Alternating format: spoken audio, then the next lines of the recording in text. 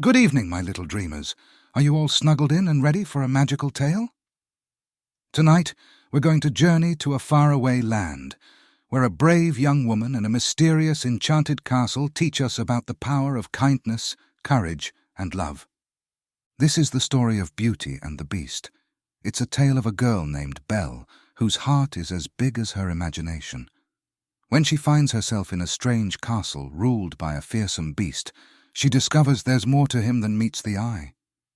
Together, they'll learn that true beauty isn't about how someone looks. It's about the goodness within their heart. Along the way, you'll meet enchanted teapots and candelabras, experience thrilling adventures, and watch as a magical spell begins to unravel. So, settle in. Close your eyes if you'd like, and let your imagination take you to a castle where love can break any curse. Ready? Let's begin. Once in a bustling town there lived a merchant who was known for his wealth and kind heart. He had 3 daughters and 3 sons, all of whom were the pride of his life. His daughters were strikingly beautiful, but it was his youngest, named Belle, who captured everyone's admiration.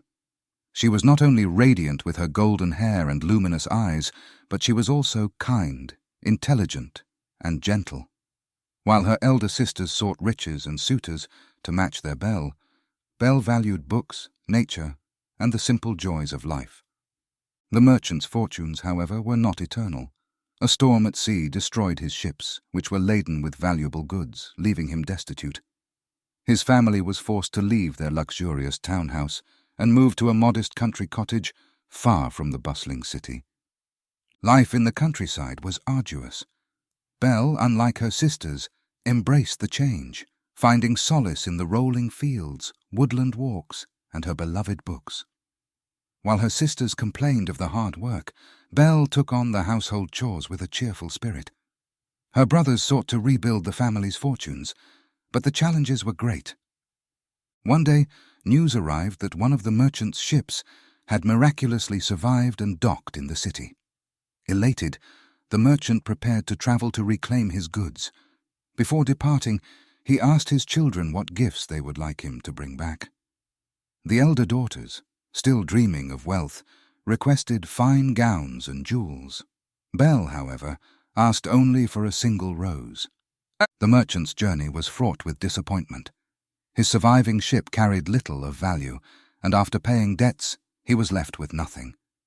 Weary and downtrodden, he began his journey home through a dark and treacherous forest. As night fell, the forest seemed to close in around him. Just as despair threatened to overtake him, he saw a flickering light in the distance.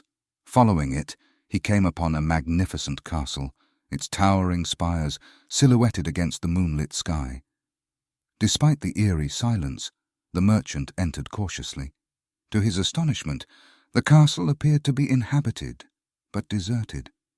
A roaring fire warmed the grand hall, and a table was set with a feast fit for royalty. The merchant hesitated, but eventually gave in to his hunger.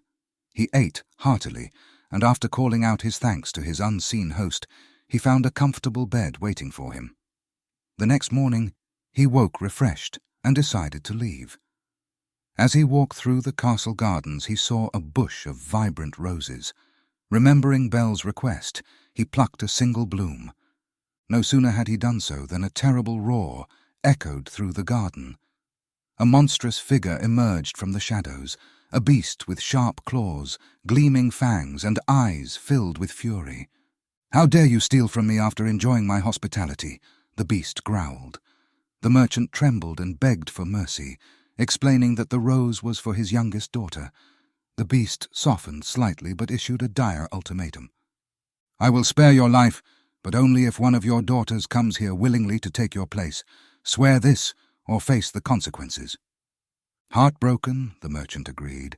The beast allowed him to leave with the rose, but warned that breaking the promise would bring ruin upon his family. When the merchant returned home and recounted the tale, his daughters were horrified. The elder sisters blamed Belle, saying her frivolous request had doomed them all. Belle, however, refused to let her father suffer for her sake. Despite her family's protests, she insisted on honoring the promise. The next day, Belle and her father set out for the beast's castle.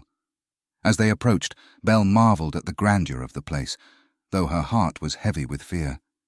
The beast greeted them in the grand hall. His fearsome appearance made her shudder, but she held her composure. "Do not be afraid," the beast said, his voice gruff but lacking malice. "Your courage has spared your father's life." The beast dismissed the merchant, who reluctantly departed, leaving Belle behind. Though she was terrified, Belle was determined to make the best of her situation. Life in the castle was unlike anything Belle had imagined. The beast, despite his terrifying appearance, treated her with kindness. She had free rein to explore the castle, which was filled with wonders, rooms of glittering jewels, libraries brimming with books, and gardens that bloomed eternally. Magical servants, invisible but ever present, attended to her every need. Each evening Belle dined with the beast. Though he tried to make conversation, his gruff voice and strange mannerisms made her uneasy. Yet, over time, she began to see a different side of him. He listened to her stories, encouraged her to pursue her interests, and even joined her in reading books from the castle library. Every night after dinner, the beast would ask, "Belle, will you marry me?" And every night, Belle would politely decline, though she softened her refusals as the days turned into weeks. Despite her growing fondness for the beast, Belle missed her family dearly. Seeing her sadness, the beast offered her a magical mirror through which she could view her loved ones. One day, the mirror revealed that her father had fallen gravely ill. Stricken with worry, Belle begged the beast to let her return home. "I will let you go," the beast said, "but only if you promise to return in 1 week."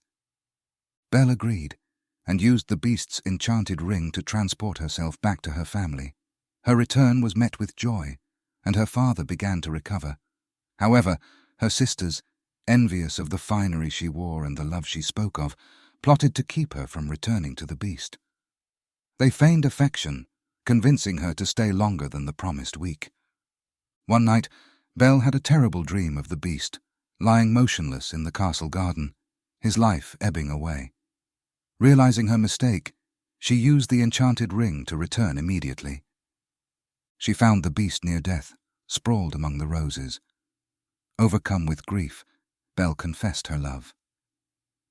"Please don't leave me," she whispered. "I will marry you." As her tears fell, a blinding light enveloped the beast.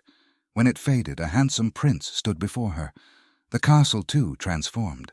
The dark, eerie halls now gleamed with warmth and light. The prince explained that he had been cursed by a wicked enchantress, doomed to remain a beast until someone loved him despite his appearance. Belle's love had broken the spell. Belle and the prince were married in a grand celebration. Her family, humbled by her bravery and kindness, joined them in the castle, where they were welcomed warmly. The prince vowed to use his newfound fortune and power to help those in need, ensuring that Belle's kind heart would be reflected in their rule. And so, Belle and the beast lived happily ever after, their love a testament to the power of seeing beyond appearances.